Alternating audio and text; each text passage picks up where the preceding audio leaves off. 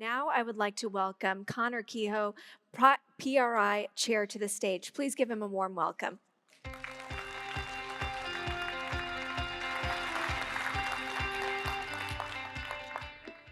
Bienvenue au Canada, un pays vaste qui réunit plusieurs civilisations et traditions. Un pays de caractère calme et de réflexion profonde, un pays d'accueil chaleureux.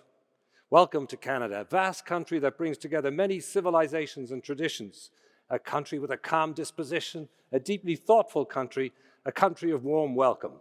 Slight aside, I told some Canadians this, I was going to open in French, and one of them said to me, well, we're in Toronto, they'll all think your French is great. And then another said to me, wait a minute, there's a big contingent from Montreal, you're going to get feedback. So I'm welcoming the feedback. Thank you, Canada, for receiving us. Welcome to you, our signatories, and a huge thank you to our lead sponsor, Mackenzie Investments. Without yours and others' support, we'd not be here today. Thank you from us all. Thank you to our speakers and panelists. You provide the thought, you provide the intellectual provocation that will move all our thinking and our practice forward. My name is Conor Kehoe. I've served as your PRI board chair since January 1st of this year. But I've admired PRI and the investing industry for a long time before that. You've carried the torch for responsible investing. The rest of the world has followed. Today, I want to do three things. Thank you for your leadership over the last 20 years, ask you what you think is next for responsible investing, and put a couple of requests to you, a couple of things for your to-do list. First, thank you. I've delved into PRI's history. In July 2004, a United Nations Finance Initiative project proposal set out the case for PRI. By the way, you'll hear later from Eric Usher, head of UNFI, the cradle of PRI. The vision, I quote from the paper, the vision, protect the long-term performance of pension and institutional assets by fostering a comprehensive global understanding of and action on the financial implications of environmental, social, and corporate issues. And the mission, to develop and promote a set of principles supported by action plans that define best practice responsible investing by institutional investors. It's been a huge success. And I frankly measured the success of this initiative in three ways. The first way is you. Look at the room. There's almost 2,000 of you. You are evidence of this project's success. You are the specialists who integrate ESG or sustainability into almost every investment organization. And I know from my experience, there's an equally large number doing the same in major corporations. Thank you for choosing to dedicate your careers to this cause. The second reason for success is sustainability information. Mandated reporting for corporates and funds has arrived. And finally, investment action.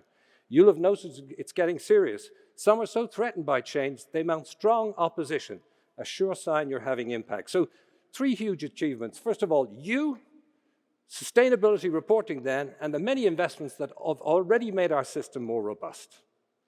What about the next 20 years? Well, this is request number one for me.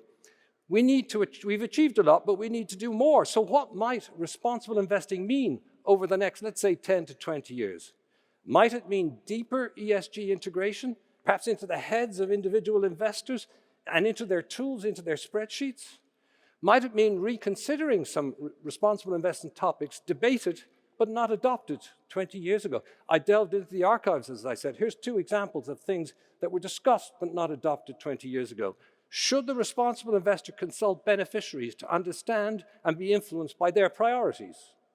And the second one was, should incentives in investing organizations and corporations be aligned much more closely with beneficiary time horizons? They didn't make the cut then, but perhaps they should make the cut this time.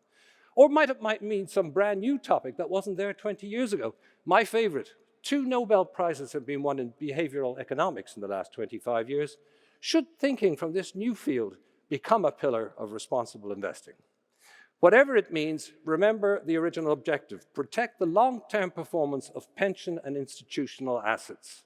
David and I look forward to exploring these topics with signatories as we approach PRI's 20th in 2026. Contact us if you've got strong views. And then finally, more near-term requests. Conor's requests for your to-do list. Bit of background: investors mark down share prices for about 18 months when companies do something new with their capital expenditure, even though it enhances long-term returns. They're nervous people, investors. This will be a disincentive to corporations to invest in the transition in public markets. Work hard, please, on your investor colleagues or on yourself if you're an investor not to mark down transition investments that corporations make. Give them the benefit of the doubt to CapEx reallocation. They'll thank you in the medium and long term. My second short-term request is talk more about sustainability. When I talk to chairs and CEOs of corporations, they're saying, hey, we're hearing less about it this year, so please keep talking about it. It makes a big difference to boards if they hear from you about this topic. If you talk less, they assume it's become less important for the investment community. So now I'm going to introduce, it says here in my script, David Atkin. You've already seen him, but let me go ahead. He's our CEO of PRI today, a member of the board of the PRI in the past, a man of hindsight, foresight, and long service when it comes to responsible investing.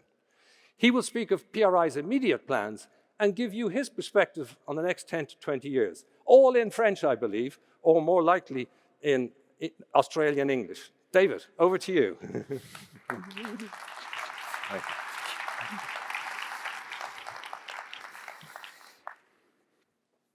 Thank you, Conor. Did you know that global emissions have reached a critical inflection point, marking a potential decline starting in 2024, even though the latest data suggests that this year could outrank 2023 as the hottest year since records began. Two international climate agencies have recently predicted that global emissions have peaked, and this year could be the beginning of the decline. No doubt we're living in a time of both fear and hope, an environment of complexity. But I believe that you'll walk away from this gathering armed with some truly powerful reasons to be cheerful. So thank you, Conor, for your reflections, which have set the stage for important conversations we'll be having this week as we seek to continue to progress global action on responsible investment. I'd also like to echo Conor's sincere thanks to lead sponsor Luke Gold and the team at Mackenzie Investments. Without their support, this event just would not be possible. And of course, thank you to all of our other sponsors and speakers across the program and throughout the various side events who help make PRI in person such a rich and impactful convening of the responsible investment community. And finally, importantly, a warm welcome to all of you in the audience today. I'm delighted you could join us, some from close by and others from across the globe. It's truly an honour to stand here before you as we gather in Toronto for this key moment in our journey together. Now, this city is known for its diversity and its resilience, and it serves as a fitting backdrop for our discussions as we reflect on the past, address the present, and chart a course for the future of responsible investment. Holding the event in Canada this year is an important signal, with the economy having high exposure to fossil fuels and facing significant climate-related risks. These climate risks have been reinforced over the past year. We've seen the devastating wildfires in much-loved Jasper, Alberta, catastrophic storm-related flooding in southern Ontario and Quebec, and Canada at large facing record-breaking heat waves over much of the summer. But there's a clear understanding amongst Canadian investors that the economic dynamics must shift, and we know our local signatories are helping to move this agenda forward. The Canadian financial industry is highly collaborative, and its pension system is known for its strong governance, internal investment expertise, and sophisticated portfolio mix. We're therefore aiming to use the conference this week to help build bridges between signatories and local legislators and regulators, between investors and academics, and between stakeholders, Indigenous peoples and financial institutions, all with the view to ensuring that we are all equipped to take strong and unified action. And to help enable this, we have a diverse program this week featuring 150 speakers across big picture plenary sessions, complemented by 6 action-orientated thematic streams. And this includes a keynote speech in person tomorrow from Canada's Deputy Prime Minister and Minister of Finance, Chrystia Freeland. All of this was developed in close consultation with signatories, channeled through 2 dedicated advisory groups, one local and one global, to help develop an agenda that is globally relevant and at the same time embedded in the local Canadian context. We're ultimately aiming to provide a platform to amplify action, to support practitioners across our diverse signatory community, and to drive new connections and collaboration across the RI ecosystem. All, of course, while walking the talk ourselves. Now, as Conor rightly points out, we do find ourselves at a critical point. The world today is very different from where the PRI was conceived nearly 20 years ago. The landscape is more complex, the challenge is more acute, and the stakes higher than ever. We're confronted with a combination of crises: the escalating urgency of climate change and biodiversity loss, rising geopolitical tensions, growing social inequalities, and an increasingly vocal opposition to the very principles of environmental, social, and governance that underpins our work. It could be easy to be overwhelmed by these pressures, especially when the headlines seem to offer little in the way of optimism. But my message today is the importance of hope. A reminder that in these challenging times, there are powerful reasons to be cheerful, to be positive. Over the past 2 decades, we've achieved what many once thought was impossible. Responsible investment has moved from the periphery to the mainstream of financial practices, now covering over 50% of managed capital globally. This is a profound shift, and one that we shouldn't take lightly. It demonstrates that our collective efforts are making a real-world impact. You hear about many of these across the program, but I'd like to just share a few highlights. The UN-convened Net Zero Asset Owner Alliance announced at New York Climate Week that its members have achieved a significant decrease in average annual financed greenhouse gas of at least 6% per annum. And next week, Climate Action 100+ will release the latest assessments against its net zero company benchmark, which shows that the vast majority of the world's largest emitters are signalling their ambition to reach net zero by 2050 or sooner to keep the world on 1.5 Celsius threshold. Approximately 80% of the Climate Action 100 focus groups have now set an ambition to reach net zero by 2050 or sooner on at least Scope 1 and 2 targets. Yes, that's right, 80%. And this is up from 51% in the first report of that benchmark that was released in March 2021. And last month, we saw the launch of the Task Force of Inequality and Social-Related Financial Disclosures, or TISFD, and that is a global initiative to develop a framework that enables businesses and investors to identify and report on their inequality and social-related risks, opportunities, and impacts. And finally, the recommendations for governments and stakeholders recently issued by the UN Secretary-General's panel on critical energy transition minerals to ensure opportunities of the global energy transition are pursued with equity, justice, and sustainability. You can find more about this in the development at Breakout Group tomorrow at 4B. And so in the face of adversity, I believe that we have two powerful allies: unity and optimism. And these are not just words. They're the driving force behind every success we have achieved. By standing together, guided by our fiduciary duty, we amplify our influence. And by maintaining a hopeful outlook, we drive the actions needed to overcome the challenges ahead. We're not complacent, far from it. We're realistic, acknowledging the enormity of the work that's still to be done.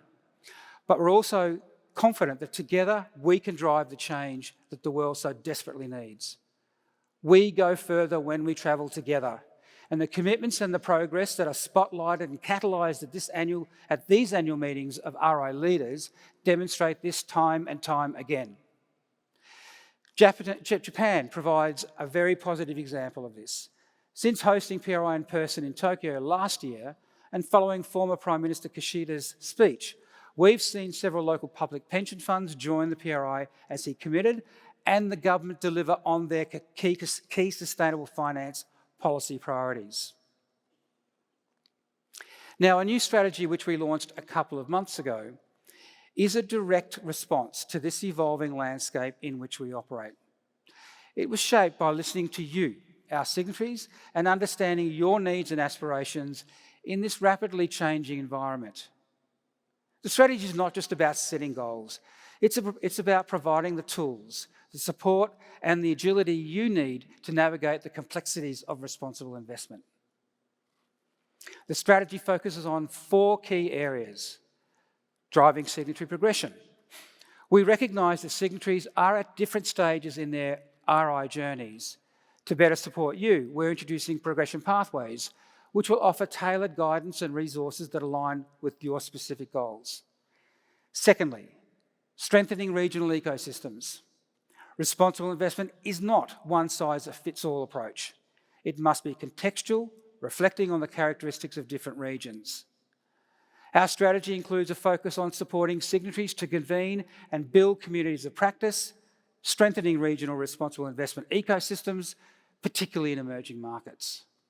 And third, amplifying impact through collaboration. Collaboration is at the heart of our work. We're committed to supporting and leading initiatives that bring signatories together to address systemic risks and maximise the long-term value of assets. Whether it's through climate action, human rights, or sustainable labour practices, our collaborative efforts will continue to be a cornerstone of our strategy.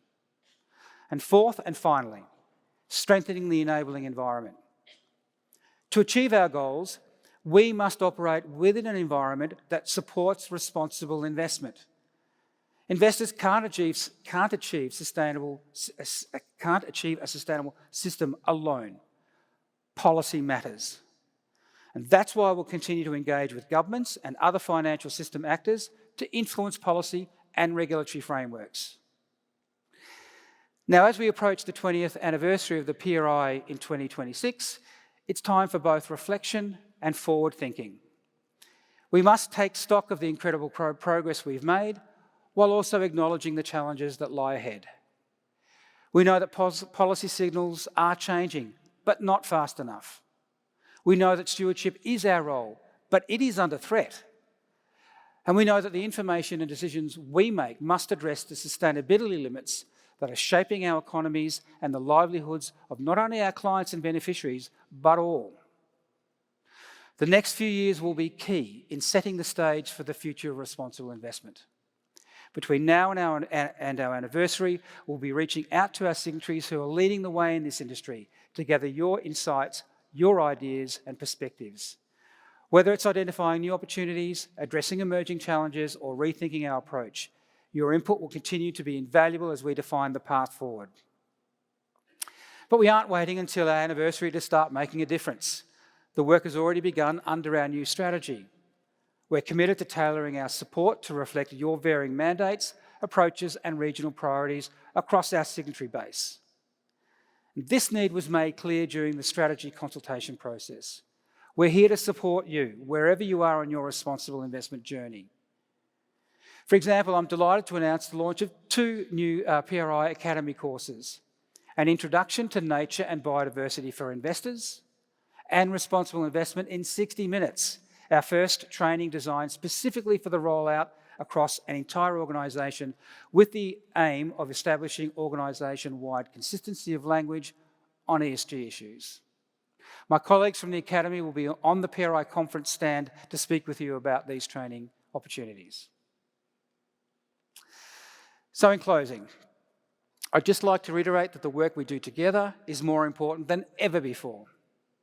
The challenges we face are significant, but so is our capacity to overcome them. By staying united, by maintaining our optimism, and by continuing to push the boundaries of what is possible for responsible investment, we can create a future that is not only sustainable, but also just and equitable for all. The work you're doing as responsible investors is making a real-world difference for both your returns and your beneficiaries. Together, we'll continue to make a difference today, tomorrow, and for the generations to come. So thank you again for being here today and for your commitment to our mission. I look forward to working with you as we embark on the next chapter of our shared journey. We go further when we travel together.